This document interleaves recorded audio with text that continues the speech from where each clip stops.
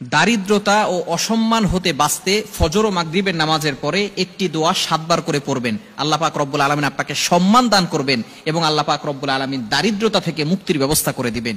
এটা আমার কথা নয়, নবীজি সাল্লাল্লাহু আলাইহি সাল্লাম নিজে আমাদেরকে জানিয়ে দিয়েছেন। এটা হচ্ছে আবু দাউদ শরীফের ভিতরে রয়েছে এবং অন্যান্য হাদিসের কিতাবের ভিতরে রয়েছে।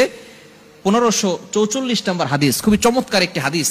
এই হাদিসটির আমল যদি আপনি করতে পারেন, এই দোয়াটা যদি আপনি শিখে নিতে পারেন এবং আমল করতে পারেন, আল্লাহ পাক রব্বুল আলামিন আপনাকে সম্মানের ব্যবস্থা করবেন এবং আল্লাহ পাক রব্বুল আলামিন দারিদ্রতা দূর করে দিবেন। খুবই চমৎকার একটি দোয়া। আমরা অনেক সময় দারিদ্রতার ভিতরে পড়ে যাই, অনেক সময় অভাবের ভিতরে পড়ে যাই। এরকম আল্লাহ পাক রব্বুল আলামিন পরীক্ষা করার জন্য মানুষকে বিভিন্নভাবে অভাবের ভিতরে ফেলে দেন। অনেক সময় আমরা কঠিন বিপদের ভিতরে পড়ে যাই, অভাব দূর হচ্ছে না, টাকা পয়সা ইনকাম হচ্ছে কিন্তু অভাব ঘর থেকে যাচ্ছে না। এরকম হয় কি হয় না?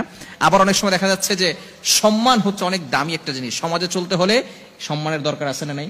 যদি আপনি অপমানিত হয়ে যান, লজ্জিত হয়ে যান, তাহলে কিন্তু আপনি মুখ দেখাতে পারবেন না। খুব মনের ভিতরে কষ্ট লাগে যে আমি লজ্জিত হলাম, অপমানিত হলাম, লাঞ্ছনা, এই লাঞ্ছনার জিন্দেগিটা খুবই কষ্টকর। এজন্য আল্লাহ পাক রব্বুল আলামিন যাতে করে আপনাকে সম্মানিত করেন এবং আপনি সকলের সামনে সম্মান পেতে চান এবং শ্রদ্ধা পেতে চান, সম্মানের সাথে চলতে চান, তাহলে অবশ্যই এই আমলটা বেশি বেশি করবেন।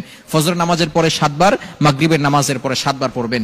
দোয়াটি হচ্ছে আল্লাহুম্মা ইন্নী আউযু বিকা মিনাল ফাকরি ওয়াল কিল্লাতি ওয়াজ জিল্লা ওয়া আউযু বিকা মিন আন আযলিমা আও উযলামা। খুবই চমৎকার একটি দোয়া।